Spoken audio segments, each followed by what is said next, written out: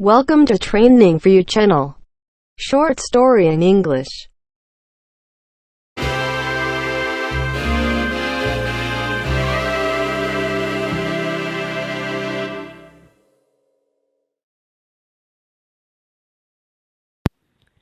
I would like to talk about my MP3 player. It was given to me on my birthday 6 years ago from my grandfather. At the time, MP3 players were very prevalent and fashionable among teenagers, so I was over the moon when I received it.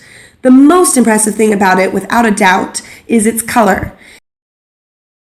It's rainbow colored, a limited edition. What also strikes me is its size and slimness.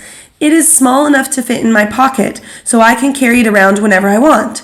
I use the MP3 player to listen to music on a routine basis. To be more specific, I usually listen to music before I go to sleep or when I run on the treadmill at the gym to help me pass the time. On top of that, I can record my lessons and use it like a USB to transfer a ton of files. It is an indispensable item for me, as it is very useful and it's hard to imagine how my daily life would be without it. It also has great sentimental value to me.